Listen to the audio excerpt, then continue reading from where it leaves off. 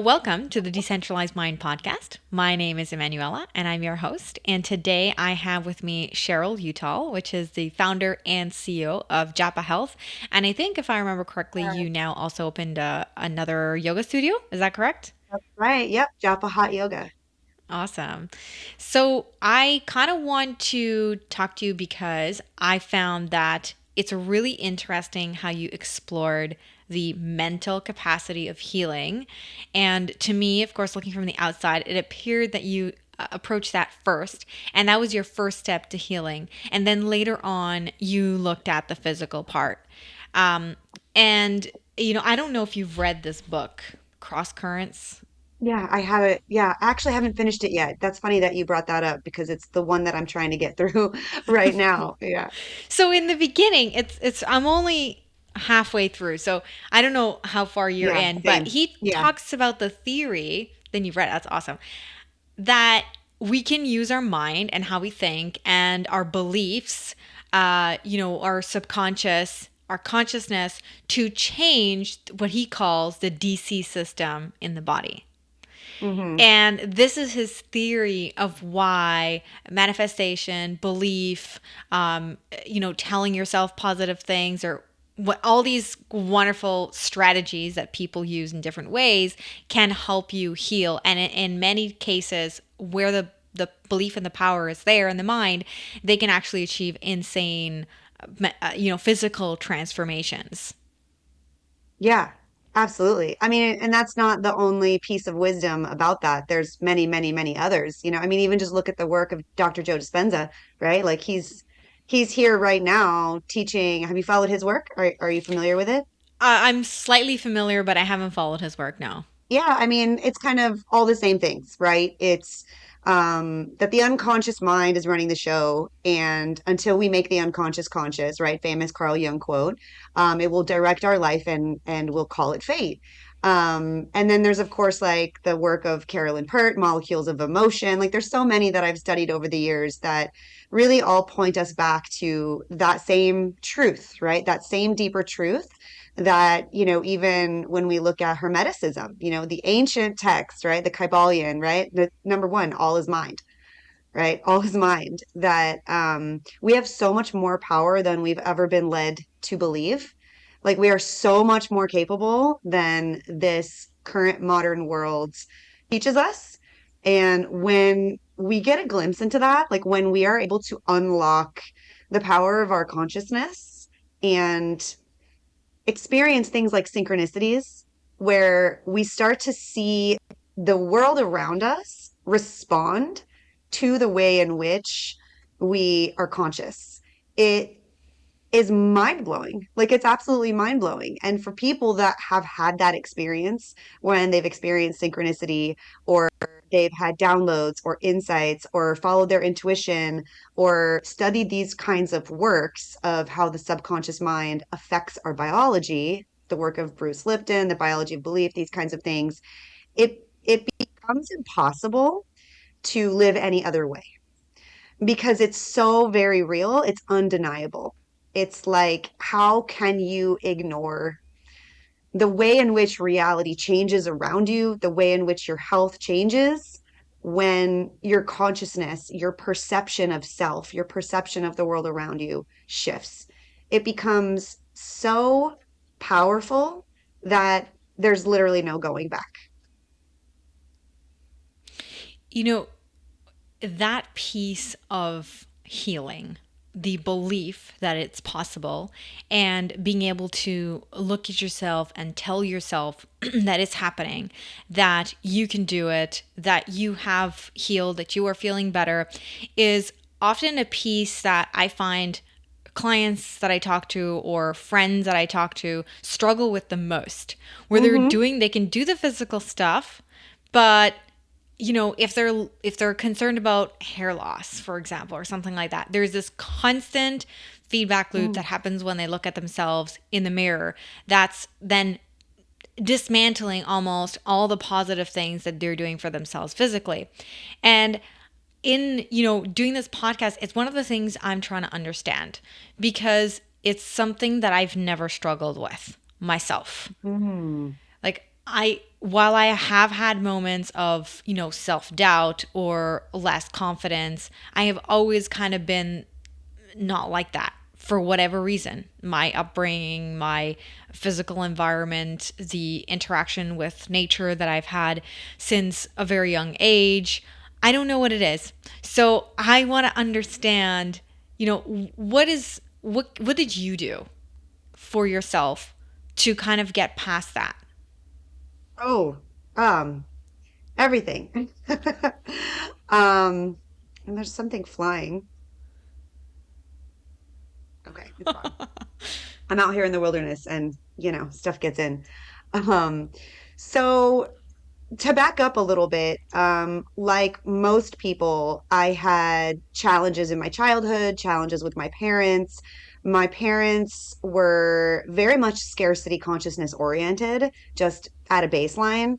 Very anxious people, very reactive people. My father, and for the most part, my mother, were compulsive gamblers. So there was this like constant emphasis on not having enough and like always trying to chase this idea of, um, actually, the last thing that my father said to me before I decided I was never going to speak to him again was if I had enough money, I could win my money back. So there was always this like deep programming for me around there's just not enough. There's just not enough, right? And that really translates into self-worth, right? There's not enough love, there's not enough capacity, there's not enough skill, there's not enough of anything, right? And so that was the program that I operated from at a baseline, a very critical, very judgmental, very over analytical, um, very fear oriented sort of operating system without knowing that that's how I was or that there was any other way. And so I created a life that attracted more of that because that's all I knew, right? And so I ended up in a situation married to somebody, living in an entire life, my career, my habits, my worldview, my view of myself that reinforced all of that to the point in which things were breaking down. Like I was starting to experience the dark night when, if you don't listen to the whispers, they get louder, they get louder, they get louder, right? And so it was by accident, or you could call it divine, that I stumbled across yoga. And it was at a time in my life where I was ready. I was sick of being miserable, sick of feeling like I couldn't exhale, sick of feeling not at peace, sick of feeling tired, like all these things that I mean, I was so sick and inflamed and unconscious that I didn't even have language for. But it wasn't a good time.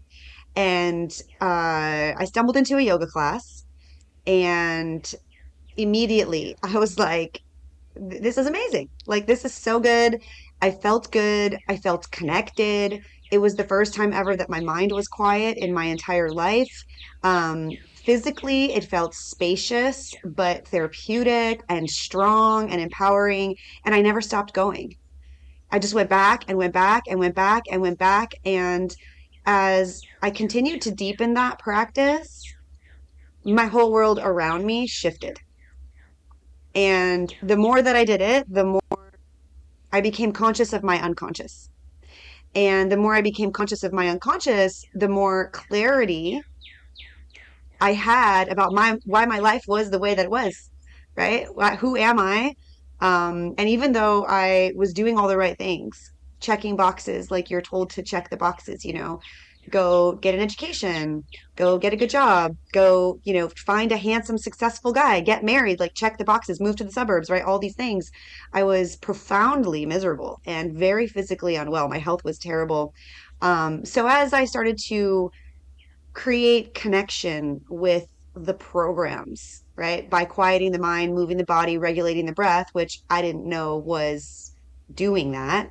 But as the clarity started to emerge, I started to see clearly how my own scarcity consciousness was ruling my life. I started to see clearly how the beliefs that I held were contributing to the bad relationships, the misalignment with my career, the feelings of powerlessness, the feelings of like unworthiness.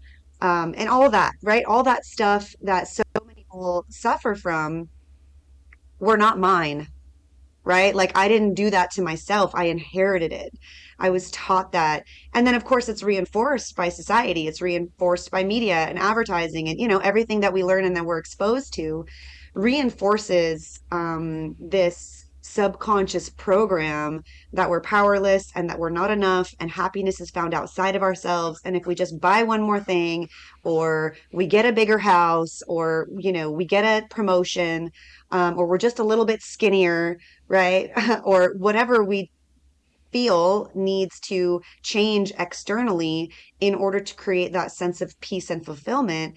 That is how basically all of consumerism works. There's so much of that going on. And the more conscious I became of all the ways in which I had fallen into that trap and all the ways in which I had been programmed, the more interested I became in what it would be like if I chose differently. And so then I started doing that. I started choosing differently and I started repatterning and paying more attention to the ways that I responded to things that made me feel small, the way that I responded to things that made me feel like I was not safe to speak my truth, like, or I wasn't safe to express my beliefs or my desires or safe to show up authentically, right? All of these things, I started to change my choices. I started to become conscious that I had a choice, that, hey, this like default mode operating system that I've been coming from um, is not the end all be all. I'm not stuck. And things started to shift in my life. And I started to see a vision for my life where it was completely different. So as I started to make little changes, a world opened up where I could see in my mind's eye a version of myself, a version of reality that actually seemed achievable. Like I could see the path to that where I could get myself out of the mess that I was in by simply changing my relationship to myself, my relationship to my beliefs. And this is a journey, right? This is not one yoga class, one meditation, one therapy session. Some people will say that, oh, I did plant medicine once and, I got all the answers. And I don't believe that's true either. I believe that there's sustained effort towards removing the obstacles and getting to the real core of the operating system that lies within each one of us. And we all have that. We all have an unconscious operating system. We all have a default mode network. And becoming the observer of that takes practice, and there are strategies and ways to do it. Yoga is definitely one of them and the one that I recommend the most. It's the one that has been around the longest and has stood the test of time for thousands, many thousands of years because it is so effective.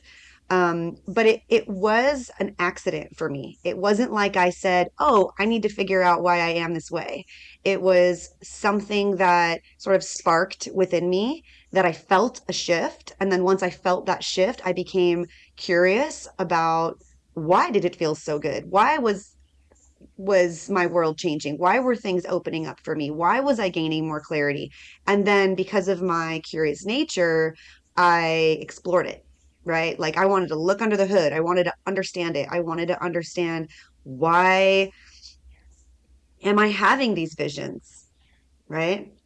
Right? Why is my digestion improving because I'm going to yoga? Right? Like like how is this connected? And Yeah. that's also something that not everybody has, that level of curiosity. Like we were talking about before we started recording, that you were saying, you've never felt that limiting belief of like, oh, this is impossible for me.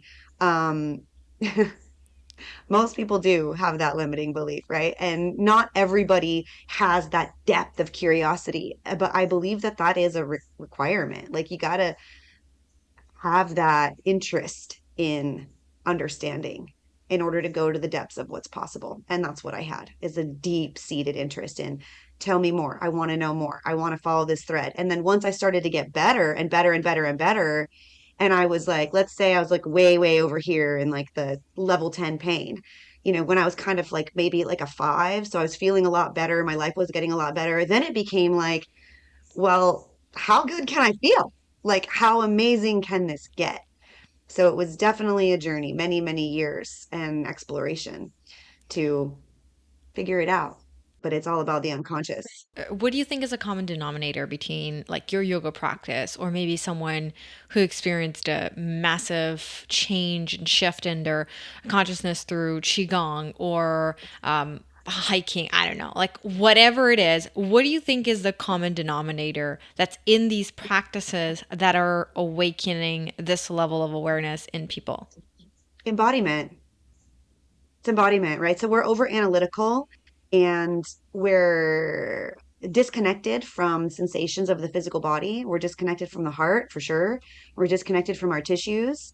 And the information about what's right for us lives there, right? So we overthink. And I don't believe that we can solve spiritual problems from the linear mind, right? But that's where we try to find the answer, right? And we overthink it. And so the common denominator is when you move your body, right? I mean, and there's all these other physiological and biochemical things that happen when you move your body, but at a very simplistic level, it quiets down the analytical mind, right? That part of us, that part of the inner critic, right? And all of that that's always happening, that loop that's always there, that gives us space so that we can actually have a wider perspective.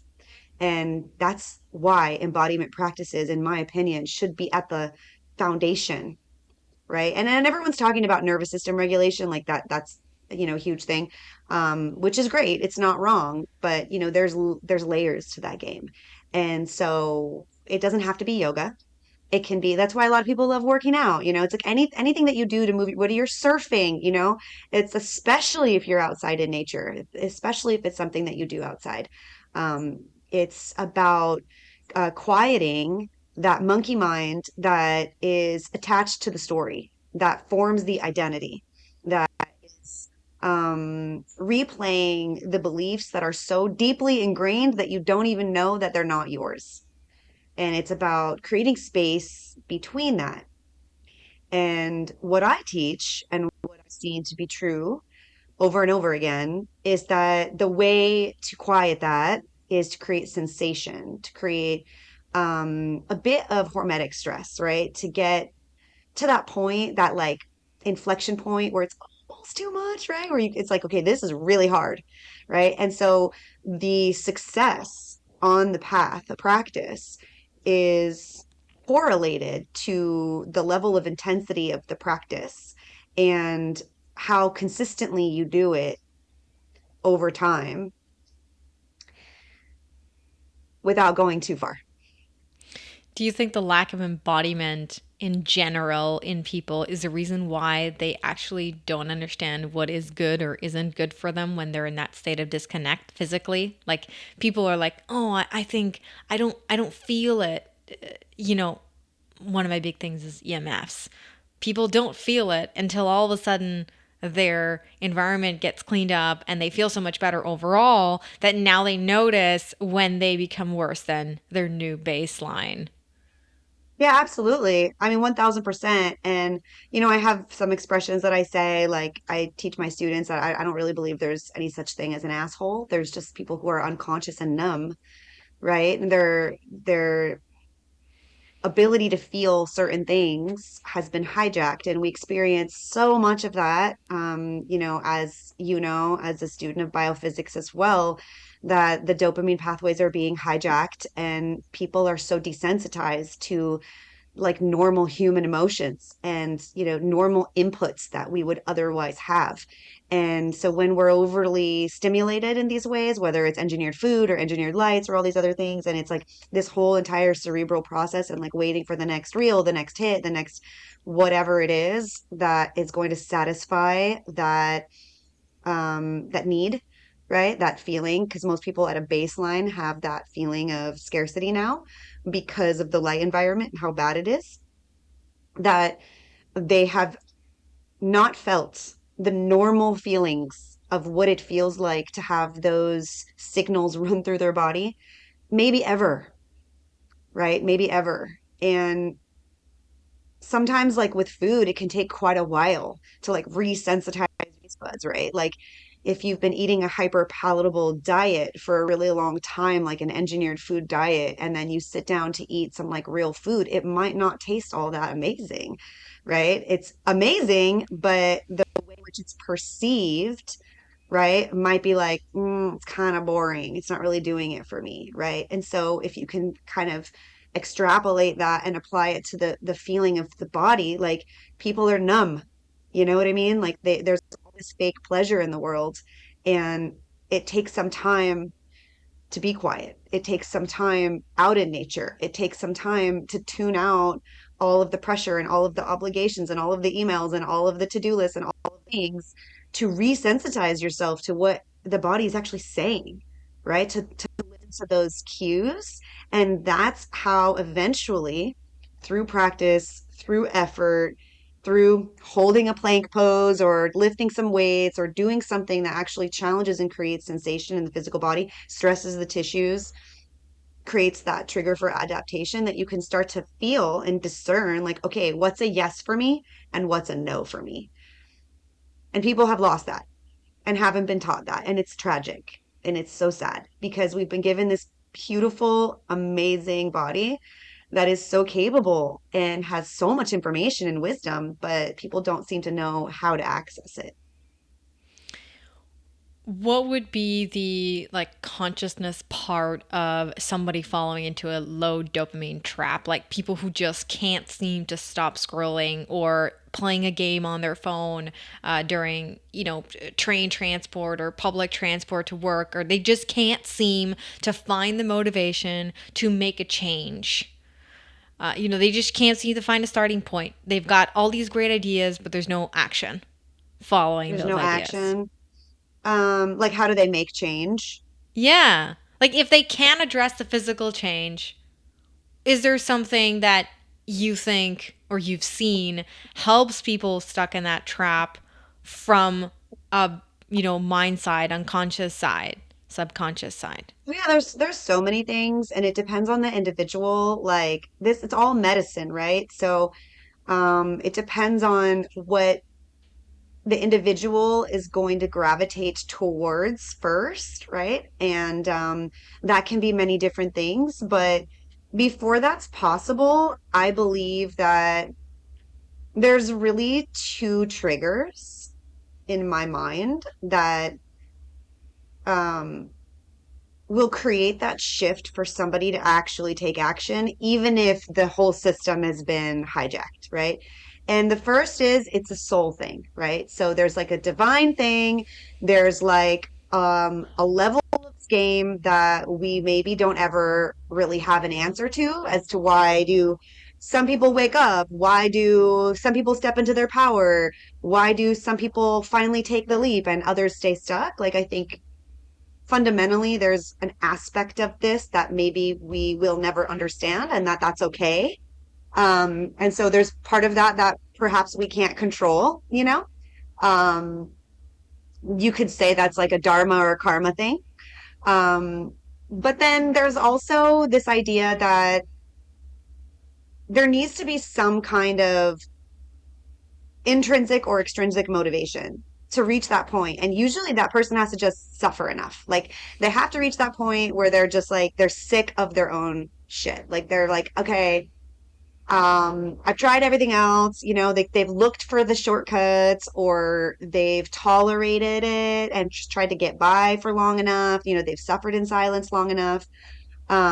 Or it's like, I got to do this for my kids, or, there's some kind of thing that has to be that push, right? So it's always those two things in my opinion. Now maybe other people have a different point of view, but now when that happens and there's a newfound inner awakening, a desire, an appetite, like a hunger, a thirst for like, okay, I don't want to be like this anymore, right?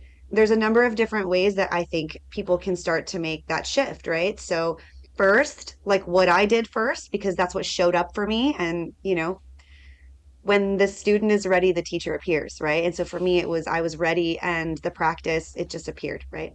It can be that physical work, it can be conscious movement, breath work, yoga, myofascial release, some form walking, like, okay, I'm going to start to get up in the morning and go for a walk, right? So it can be some kind of physical embodiment practice.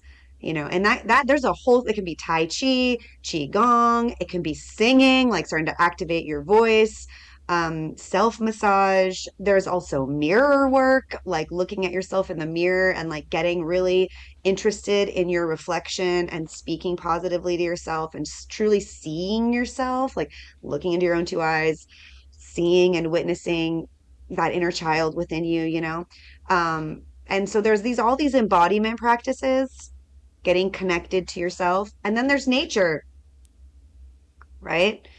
And then there's grounding, like just maybe go outside and put your feet on the ground. And the simple act of doing that is so profoundly healing and creates such a biophysical change in the body that that may be enough to create momentum. And so it could be that, it could be choosing to work outside during the day if you have the option, right? So that you're getting more of that natural light to help, boost the natural dopamine system. It could be deciding to chew your food more slowly, right? It could be deciding to go to that sound bath, right? Because you heard about it and you're curious and you're like, you know what? I'm just going to go finally check that out and do that thing. So, whatever those things are, I feel like there's an individual preference for like what you start with. But those things can start to create momentum, right? And for the person who's curious, okay, why did I feel different?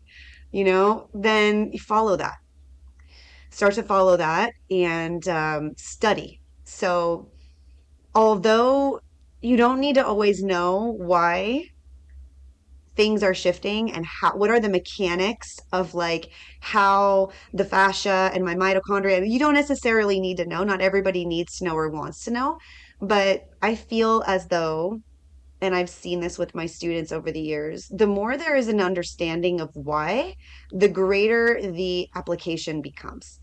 It becomes more motivating when you really truly understand it. So once you get that spark and you make the choice to take small action, it doesn't have to be big stuff, right? But to explore some kind of embodiment practice, to explore some kind of reconnection to nature,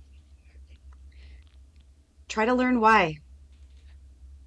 And that usually opens up curiosity. If the curiosity isn't there, once you have that feeling of like, okay, I feel a shift, follow that. We're all born curious, right? Obviously, when you look at kids, they're all super curious. They're super rambunctious, right off the bat. What do you, I had this conversation a little bit with Erwin LaCour. Like, how early do you think we are deadening that curiosity in children today? God, it's so bad. It depends on the parent and the environment. But there are a lot of parents, and a lot of environments now with schools and preschools where, kids are presented with technology like immediately, right? Like absolutely immediately. And the non-native EMF environment that they're in as well, there's like baby monitors in their room and, all the, right? It's alarming. All of these different, frequencies that are interfering with their systems. Kids aren't getting outside enough. If you look at the data, children in school get less time outside. I don't know how it is in Canada where you are, but I imagine it's similar, than inmates in maximum security prison. So unfortunately, all of the conditions that we've created in their environment are affecting their ability to think critically, affecting their imagination, affecting how they feel. It's creating a more permeable brain barrier. It's creating like more permeable barriers in general. So all the other toxins in the environment are unfortunately getting in and creating more inflammation. The more inflammation there is, the less likely you're going to be able to have those things online. Your intuition, your imagination, all of those faculties will be diminished in the presence of neuroinflammation and gut inflammation. And of course, it's all connected. And then, in the school system, kids are just simply taught to conform, right? To not be different, to follow the rules. And if you are different, then you are outcasted, right? And you're literally told that it's not acceptable. You're taught to memorize, repeat, consume, conform, comply. And so, I don't have small children, but certainly if I did, the last place that I would want them to be would be into a government run institution where this is the life that they're being taught how to live, and so I think it varies, but it depends on how much exposure they're getting to all of those things, how conscious their parents are, and how much time they have outside. But, certainly it's really tragic and it's really sad. I saw some content just yesterday that was like, it was my heart was just like, oh my God. It was just a bunch of children pretty young, I would say from the ages of like 3 to like 9, behaving like addicts, right? Like having pure meltdowns and also not being able to like behave and normally remember things because of their exposures to their iPads and their screens, because it creates the patterns of addiction in the brain, right? And I don't know if you know this, but the phones, the screens, the TVs, the laptops, the modern technology that we use was intentionally engineered with the same technology that's used in slot machines in casinos to turn people into addicts. And when you understand that, and when you understand that that blue light technology that is dominant in the screens, if that doesn't enrage you and make you yank that thing away from your kids, your loved ones, and put it away from your own face and, block your eyes, block your skin, then I don't know what will, because um, for me, I saw what that did to my father, being a compulsive gambler and, basically sucked his soul and ruined his life. It's not benign, right? Like I get it. It's hard raising kids and it's easy to be like, here you go, play a game and you get that, peace of mind to go do the laundry or whatever. And I don't have all the answers.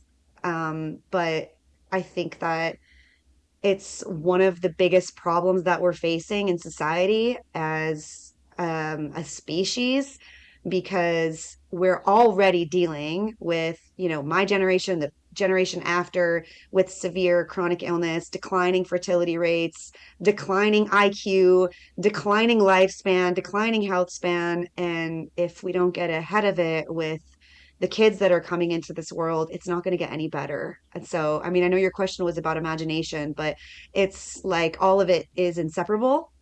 It is. So, And it's the yeah, worst. I think it's the worst thing that I see all around me.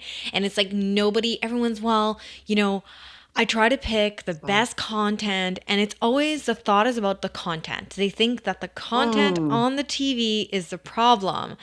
And it's funny because I was actually raised where I had no access to TV until I was 21.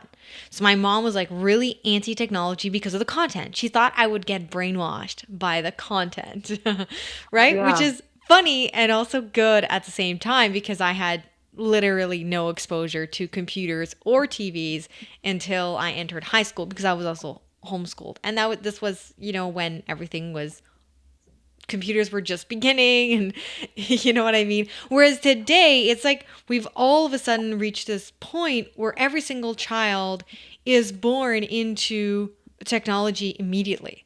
It's like let's yeah, watch TV during labor, let's watch TV while yeah, breastfeeding the children, and there is no good content or not. I always say if you're going to watch content, at least cut the blue, cut the dim, hardwire the thing, yeah, hack the device. But even then, even at that point, the constant just by life by proxy is screwing with our kids. And I mean, I have young children, and I made that mistake with my first one, allowing too much exposure from other members of the family. And then one day, this was before I knew anything, I'd had enough and I cut it out. And, I can say that it's hell on wheels for about 4 to 6 weeks. Then after that, it's all smooth sailing. Yeah, yeah, yeah, They rewire, they adapt, especially when they're young. The problem is then all the other situations in which you may not have control over, right? If the yeah. child is in school and and all of that. And I think what you said about there's a kind of spiritual side, I think that resonates with me, as in why some children listen and why some children question. They're their own soul, right? They're their own spirit. But I think that's probably why, Emanuela, because I didn't know that you were homeschooled and, didn't have exposure to like media, basically, that the beliefs that you had and your level of consciousness about who you are and what you feel is possible was the way that it was.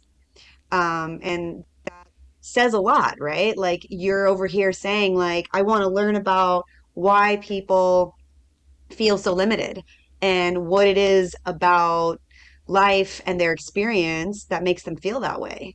That's a huge part of it, right? It's something that when I was much, much younger, before I had my awakening, I thought I would roll my eyes at, and I thought was just like this kind of ridiculous framework that like therapists would use. Well, like, okay, tell me about your mommy and your daddy, like who hurt you, right? But the truth is that that is exactly what shapes our subconscious, right? Is the beliefs, the tone of voice, the conversations, the things that we are exposed to, especially up until the time that we're 7 years old, when the I am part of our consciousness and our ego forms, right? Because children are in theta frequency. Their brain waves function differently. They're constantly in that dreamlike state when they're little. So it's a matter of education, and thank God for you. Thank God for my community. Thank God for all the people now that are starting to raise awareness about this so that we can do better and we can protect children. Because you're right, we have all been born into this world. Like so many people that I know still just they have all the lights on in the house, and that's just normal because that's what's been normalized for the last few decades. And nobody really knows until they know. And if you go for a walk in your neighborhood, you'll see everybody wearing sunglasses and Bluetooth, earbuds, and they think that that's fine. And it's not fine. It's not benign. Just like it's not benign to give the child the iPad, and stay inside all day long, right? So it's a matter of awareness. It's a matter of education. And then people have to have that interest and that desire. I want better for people. That's what I want. I want better for people. And I try to use my voice, my platform as a mirror to say like, hey, I was like you. I didn't believe that I could get better. I didn't, well, I mean, I kind of did. That's why I was seeking, but I didn't know what was possible, is what I should say, right? I didn't know what was possible. And I certainly didn't know anything about the unconscious. I didn't know anything about mitochondria. I didn't know anything about the nervous system. I didn't know anything about trauma biology. I didn't know anything about the chakras. I didn't know, all these systems that are metaphysical. I didn't know anything about meditation. And I was really unwell. I was sick and I was suffering. And I think it's just now about spreading awareness and helping to inspire and not shame people. And it's really easy to get frustrated, but I think it's like educate, don't hate. I believe once you see the light, and once you escape the matrix, so to speak, that you have a moral obligation. You have like a divine responsibility to spread that light and to help lift others up and to just lead by example and say, hey, this is what I'm doing and this is what I learned and this is why I'm doing it. And the more of us that do that, and the more of us that sort of call others into the conversation, hopefully the greater percentage of parents will make different choices with their kids, with their iPads, with themselves, with their own relationship to technology. The challenging part is, and this goes for whether you have kids or whatever your situation is in your life, is once your energy systems are depleted and once you have had significant exposures to the things that deplete your energy, to the things that kind of crush your spirit and, create those spiritual wounds as well as physical wounds, it's much more difficult to critically think. It's much more difficult to see the light. It's much more difficult to like see the path of like, okay, well, I'm here in this dark place, or I can't figure out how to make change because I just have no energy to do anything different. I'm barely keeping my head above water. And that's where community is really important. That's where looking for inspiration for people who have been where you are, that can sit there and look at you and say, hey, I know what it's like and it is possible. And that's what I think is really important that people do, is stand up and use their voice and talk about their transformation so that other people get the inspiration to say, okay, well, if they did it, I can do it. Yeah, and I think that's what attracts me so much to the light water magnetism story, to getting out to sunrise, to grounding, to getting outside, getting as much sunlight, is that I was able to change the way I thought without being aware that I needed to do that just by changing the physical environment around me.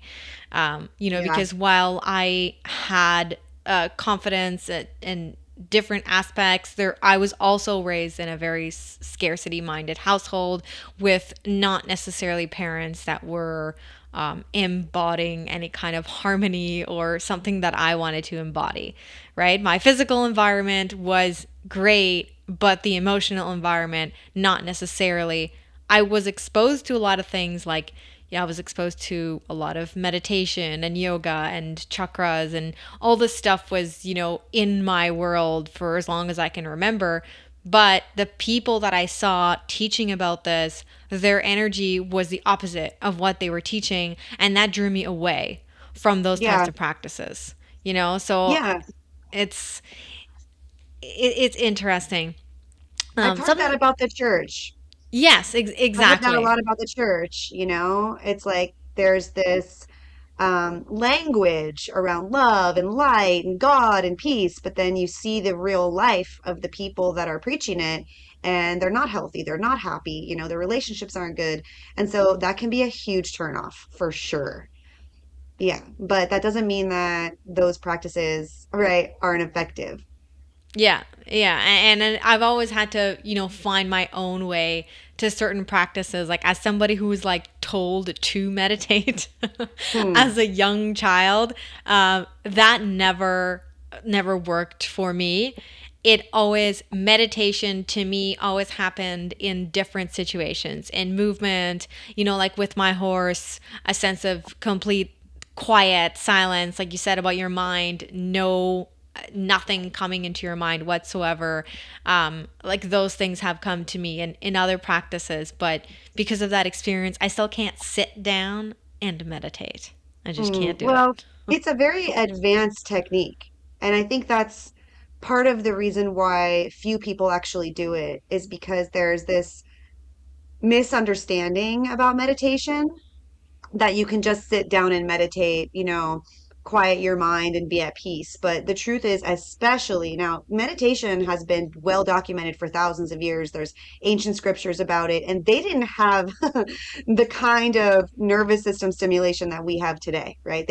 They had less reasons to need to meditate, and they still acknowledged the need for it, like the supreme need for it, right? So nowadays, because of the ways in which our nervous systems are so hijacked, our consciousness is so hijacked, it is ridiculous to think that you can go from that to like 1,000 miles an hour, like overstimulated all the time, right? To slam on the brakes and sit down and find peace. Like that's unrealistic. So there needs to be some pathway, there needs to be some progression to that. So think about it, like if meditation is the equivalent of like Olympic lifting, Okay. You wouldn't go on your very first practice and try to go to like the biggest weight you could ever lift. You would need to progressively load the bar and get physically stronger, right? And it's the same with your attention. It's the same with your nervous system. It's the same with your self awareness. You have to progressively load and flex that muscle of awareness over time and get better at it over a long period of time, which is why I believe the embodiment work is so important, right? So you have to exhaust the body, exhaust the mind, get into a flow state consciousness, slow the brain waves down so that they're not in that like super, super high beta. And then you try to drop them all the way down to that slow theta. Like that's too big of a gap, right? So, we have electrical activity in the brain. And the amplitude of the electrical activity in a normal waking consciousness, especially for somebody who's in a stressed out, chronically sympathetic state, is this very high beta brainwaves. And to drop down into like slow brainwave states, to quiet the mind, tune into the heart, even at a very advanced level to create heart brain coherence, takes practice. And so I would always encourage people to understand that you're not bad at meditating, right? You just haven't trained yourself just like you would want to train yourself if you went to the gym. So it does take practice and it does take training, and anybody can do it.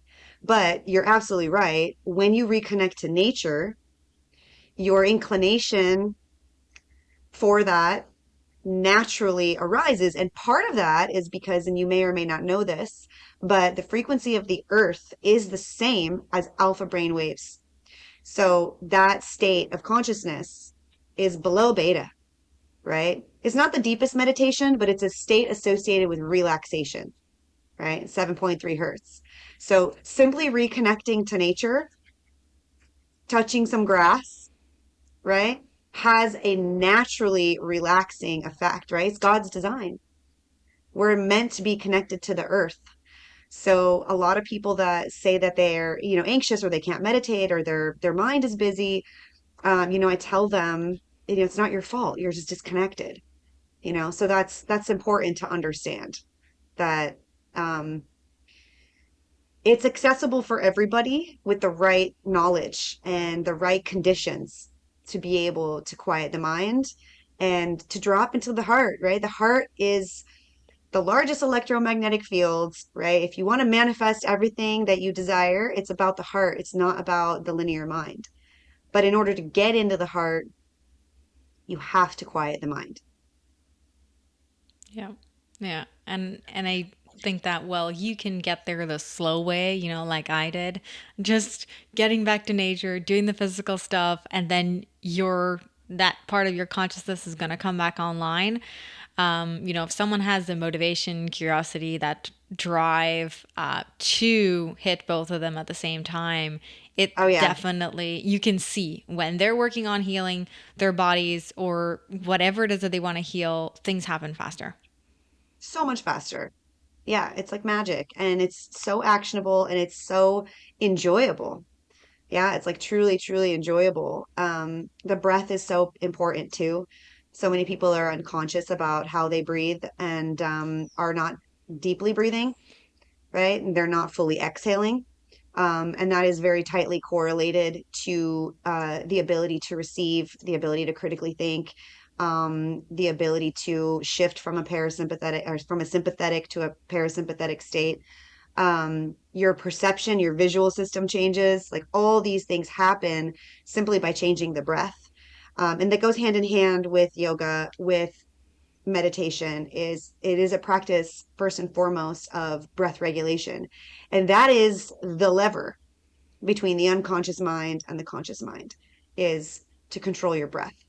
And it's these really simple things that when we think about what is it to live a decentralized life, what is it to liberate ourselves from the systems that have power over us, that keep us stuck, that keep us small, it literally starts with the breath. Because the deeper you breathe, the more awareness you have about yourself and your reality, your surroundings and what you're feeling and what's a yes for you and what's a no for you. And the less interested you become you have less of an appetite for things that diminish your power. And that's just a Yeah. natural consequence. It's just the way that it is. Yeah, and it's so when you really get in sync with your breath and your heart rate, um, I find like young children, although they tend to tweak people in a way that makes it hard for them to stay in touch with their breath and their heart, but especially with animals, they respond right away. Like I remember being able to control how fast my horse was traveling just by changing my breathing and heart without moving anything else, even at a distance in the same Hmm. space within 100 meters of each other to actually change everything that he was doing just by getting in tune with my breath and my heart rate, which is just a wild experience all on its own.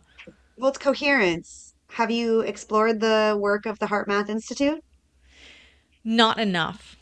Okay, so there's some interesting research. I don't have it in front of me, but I think it's in my book. You just got a copy of my book, right? So I think it's in my book, but I'll send it to you. So there's some interesting research out of the Heart Math Institute that shows, and there's an image of it that shows both a boy and his dog and a woman and her horse. Have you heard this? No. Okay, so what has been proven is that when you are in the presence of your animal, your your heart rate variability synchronizes with the animal.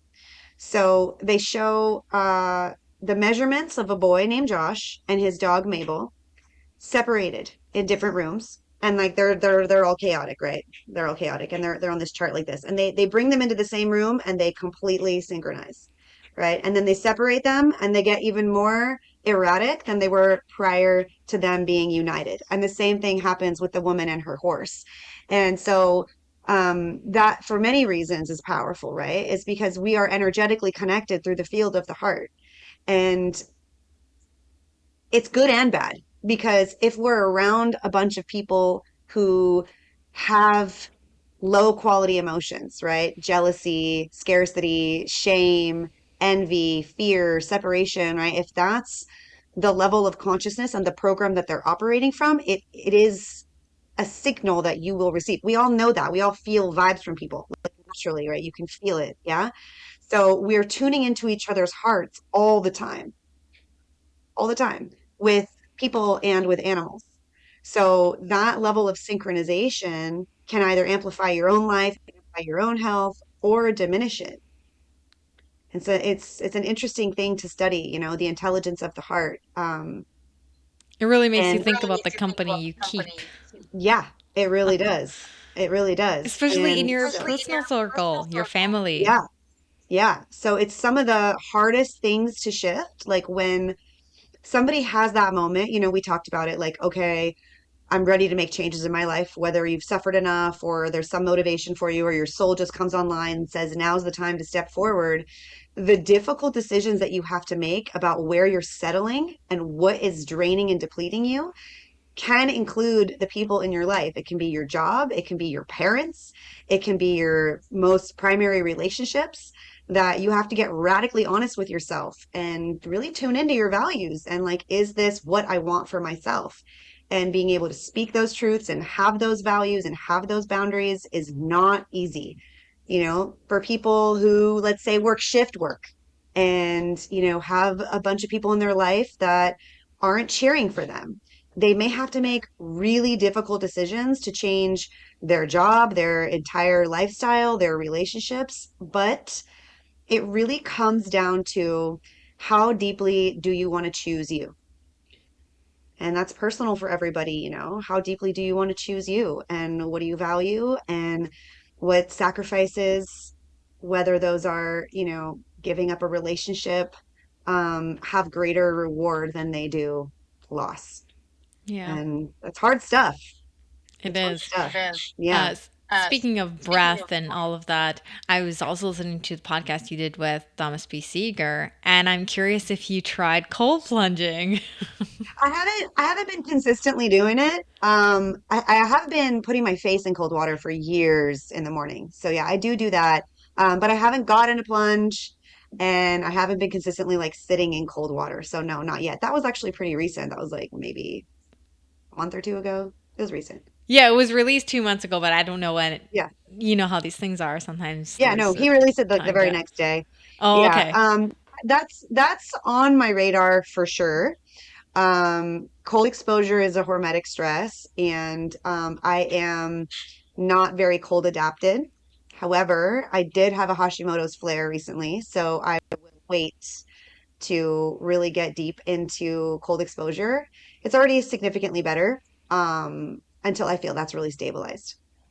Yeah, it's interesting because I do a lot of cold, and I did very slowly. You're familiar with Dr. Jack Cruz? He's got basically CT 1 through 12, I think it is, and I followed all the steps in the CT Yeah, protocol. So I did it very, very slowly, and I used my bathtub, no ice. So just as cold as the yeah. tap water would go, and started with 20 minutes, worked my way up to an hour. Like this took months, you Yeah. know. I mean, I can do that. And recently a few times I have like get a bunch of ice from the grocery store, put it in the bathtub. I can sit in there for an hour. That's fine. That's not too extreme for me. But like a cold plunge, like real cold adaptation, like what Kelsey does. Have you seen Kelsey with her ice pick and her forge? I'm not there. No, I'm but not there. it took Yeah, me over a year to go from, right. 50 degrees, 55 degrees Fahrenheit to 33 or 34. It took me a very long time. Goals. Yeah, Those are but the what's goals. interesting about it is when you get that, I don't know if you experience it sitting in your bathtub for an hour, but it changes how you breathe. It changes how you think. It changes that Hmm. kind of, you go from flight for like the first 10, 15 seconds to rest mode in the bathtub. Well, all this work, right? The intentional application of stress, use stress, hormetic stress, right? Where it's like it's hard, but you did it on purpose, is to create resilience, is to create the adaptation. It's to be um, flexible, right? Is to be able to endure the challenge without panicking, right? Without having that physiological reaction. It's to control it, right? To be able to stay present enough that you can consciously send that signal of safety through your breath, right? And that is the rewiring. That is the repatterning. That is when the clarity emerges. It's like, okay, so in this moment, my body is having a visceral reaction to the situation, to the stimulus, and the adrenaline is starting to rise.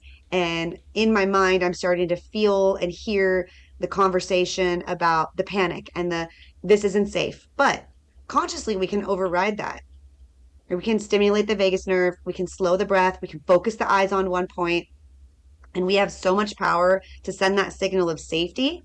It literally flips metabolic switches in the mitochondria. Yeah. Yeah. Yeah. And I mean, personally, I don't see cold as a hermetic stress.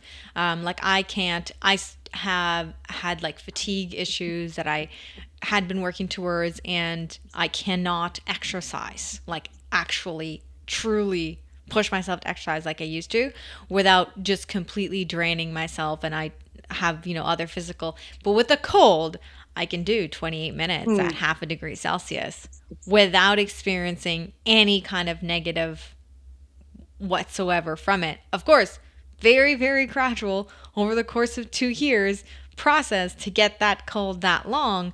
But I don't see it as a hermetic stress. Everyone else does. For me, it's a it's like an aid to regulating not just emotions, but thoughts and breath. Even like patterns of shivering for me change depending on what I'm going through emotionally. Like I hardly ever shivered in the cold bath prior to losing my horse, and grief triggered massive shivering in me, whereas Hmm. nothing else changed. It's not like I took a long break or something like that.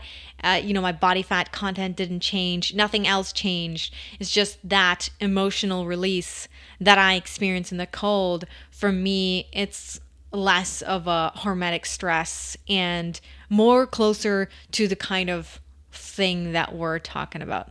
You know what I mean? Well, yeah, that's really, really powerful when you think about that, right? Because emotions are metabolic. Emotions are more than just a thought you have in your head. And so this is why the embodiment work is so fundamental. The ability to visualize and see yourself well, and the ability to move energy physically through the body, through the fascia, through the tissues, is paramount to any type of improvement in your physical health, in your metabolic health, in your hormonal health. Because there's this old expression, your issues are in your tissues. And that became very obvious to you in the colds because the experience of the emotion of grief changed your physiological reaction to a stimulus. So, for those people who have suppressed emotions that are unconscious to them for whatever reason, because it's inherited trauma or it's things that happened when they were very little, or they didn't have the tools to process it at the time, so they stuffed it down, or they were too busy running a business and raising their kids to, deal with a loss that they experienced or whatever it is, so it never got processed. So for whatever reason, so many people, I would say the majority, have not just a little bit, but like quite a big, heavy burden of unprocessed and repressed, suppressed emotions that run the gamut: shame, fear, rage, anger, scarcity, unworthiness, grief, all of it, right? And until that is fully processed and expressed, it will manifest in the physical body as disease. And from like a nervous system perspective, it's sending a signal to the mitochondria, these little biosensors that were not safe, that keep the mitochondria stuck in a state of defense. And that's what it really is. It's safety Yeah. at the end of the day. Yeah, and that's why the breath is so powerful, because conscious breath sends a signal of safety. Hmm. You said in the podcast, right, with Alexis, that you had endogenous psychedelic experiences. Yeah, so in Shavasana, which is practice at the end of a full yoga practice, which is a creative rest where you lay down, basically looks like you're doing nothing, maybe taking a nap. It's called corpse pose because you look dead, and it's symbolic of death before dying, symbolic of ego death. When I was really going deep into my yoga journey and like putting it all on the mat, I started having, and Shavasana is typically like 5 to 7 minutes. A good Shavasana is at least 5 minutes of silence. It's a period of integration. It's very healing. I started to have these out of body experiences where I saw shapes. I had visions. I got downloads. It was like clarity. It was magical, right? And these kaleidoscope, colorful visions. Sometimes I heard sounds, and similarly to what you would experience or you might think of when you think of a psychedelic trip, right? And so this was a huge catalyst for me and my curiosity about like, okay, well, what's happening to me? Um, First of all, it was just cool. It was like, I want to go back there, So it would really motivate me to go deep into my practice because Shavasana was so transformative and so transcendental. So it was very inspiring and motivating me for to get back on my mat. Um, but the insights and the clarity and the physical resilience and health transformation that I was experiencing the more often that that happened was amazing. You can't bottle that, right? Like there's no pill for that. That's something that you can only achieve through effort endogenously. You have to earn it, right?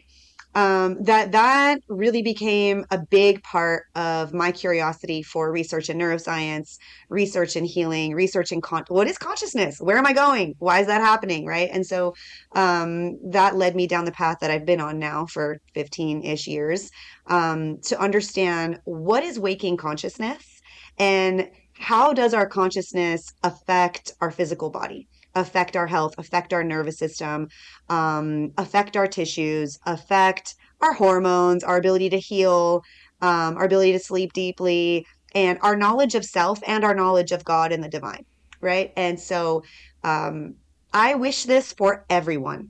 It's what our ancient yogi ancestors and mystics and gurus were trying to teach, right? It's that there is a path of practice that gets you to transcend the self and transcend the ego and transcend the limitations of the mind that keep us stuck all the obstacles of the mind. They're called the kleshas, the ego, ignorance of the true self, laziness, aversion, all these things that we all suffer from, that these are universal human truths, can be transcended through practice. And when you do it, it works and it's magical.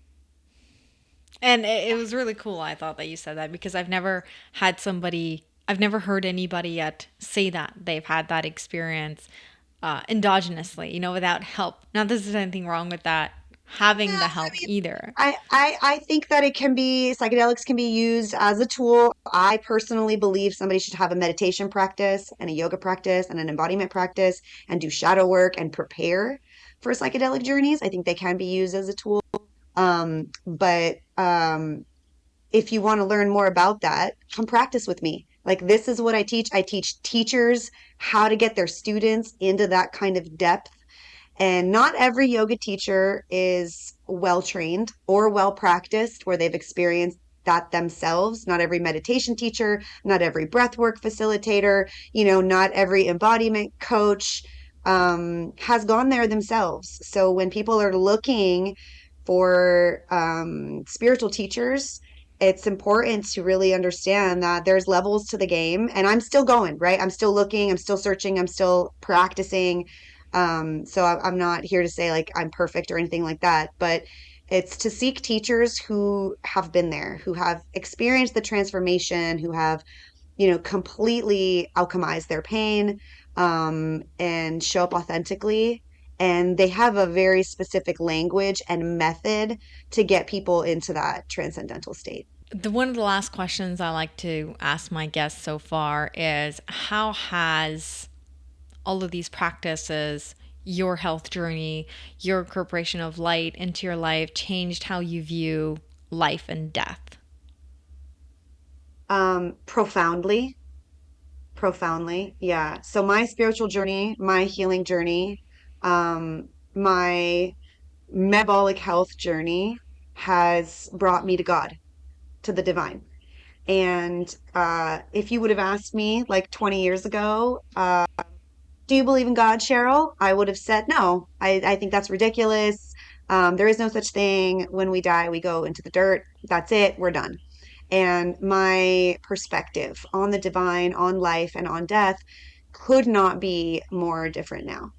And part of that, I mean, I would say it's majority of it has been simply my spiritual work, my embodiment work, the shadow work that I've done, which you can explore in my book, understanding the dark side and the unconscious aspects of myself, understanding the programs that I was running prior to, and opening my mind to and my heart to um, new possibilities, unlimited possibilities, and resensitizing myself as somebody I identify as an empath. I'm very sensitive to the infinite field of information all around me, right? To be able to tune into and perceive subtle energy by slowing down, being in nature, not having any external stimulus, not having any technology, being very discerning about the music and the content that I consume has created a very fine-tuned relationship and perception to subtle energy, to the infinite, omnipotent God consciousness all around us that you could call source, creator, the universe, the Akashic. Um, it is all around us all the time. And from this shift and this understanding and this appreciation, my heart has opened so tremendously to the beauty and the awe of the magic of existence, first of all. And the fact that we're here at all is incredible. We have absolutely nothing to complain about. We have things that we can improve, and there is evil and there are challenges in the world that are very real, and there's very real suffering. But all the while, we live in the most unbelievable, magnificent playground that is beyond imagination. And we have so much power to create and to love and to appreciate that I could never even have imagined before. And my perspective on death now has also completely changed because in that worldview, in that that construct, um, the physical body is like temporary, like it's on loan to us. It's a vessel that we have been gifted to have sensory perception, the ability to digest food and information, to feel and see and hear and taste and experience pleasure and pain and the full range of the human experience has all been gifted to us so that we can remember who we truly are, which is an aspect of the divine, and that we are simply here to express it and to express our uniqueness for a very short amount of time. We should use that time wisely, and that is the entire point, is to use all of the pain and all of the suffering simply as lessons so that we can remember exactly why we're here, which is to love,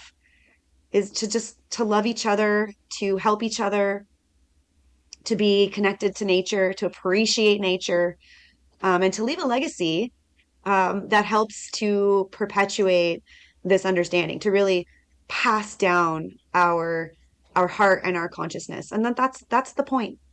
Yeah, that's at the end of the day, I want people to understand that they can think differently, they can open their mind to these things. They're not weird if they feel that way, and that we need more people to embrace it so we can break this pattern that we've kind of spiraled into really, really fast. Yeah, it's there's a lot of it. I think it's all happening for us. I think that the more darkness that there is, the more people will seek the light, which we are seeing. And I see the kids that are being born and the young ones so much more conscious than I was, so much more curious, so much more connected. And yeah, there's a lot that aren't, but there really are a lot that are. And there's a massive shift in consciousness happening. And I think by virtue of showing up and looking for it, because you only see what you look for, Mhm. you'll find it. You'll see it there. There are a lot of us that are taking our power back, so to speak, which I know is kind of like a cheesy, played out thing to say, but we really are recognizing the divine intelligence within us, how much power we truly have to liberate ourselves from suffering, from the unconscious programs, from the constructs of society that just don't work well. And it's beautiful to see so much change happening. And I'm really just honored to be a part of it, to be part of the conversation, and to create systems and a platform and a yoga studio and trainings and things to help people recognize their own power and their own magic and their own gifts so that we can leave that legacy to your kids and all the other kids so that there's more light here than there was for us. Yeah. Thank you so much for that. This is really an awesome conversation. To wrap it up, can you maybe share quickly where people can find you and Mhm. interact with you? Yeah, so the Japa Health platform is the best place to find all my teaching. So it's Japa, Japa dot health. And fun fact, Japa means divine repetition of practice. And what's unique about the platform is it is a metaphysical, spiritual health platform that recognizes both the seen and unseen aspects of health. So we're the only metabolic health coaching platform that does that, that actually integrates your spiritual health, your consciousness into the conversation about your metabolic health, your hormone health, your sleep, your fertility, your immune system, your longevity, and all of that great stuff. We have a very comprehensive health assessment that gives you a health score and a blueprint with an action plan on how to take steps in order to level up your health, level up your consciousness, be in your full power. There's a paid membership option that gives you access to all the content that we have, discounted lab tests if you're in the States, access to our live office hours with our medical team, and so much more amazing stuff. If you are in Florida, you can come to Japa Hot Yoga and practice with me locally. Also, on the Japa Health platform, there are yoga classes, meditation classes, and stuff like that that we film at the yoga studio as well. So, Japa Health is the place really to find me. Awesome. Well, thank you so much. This is a wonderful conversation. And thank you, everyone, for listening. Thank you for having me.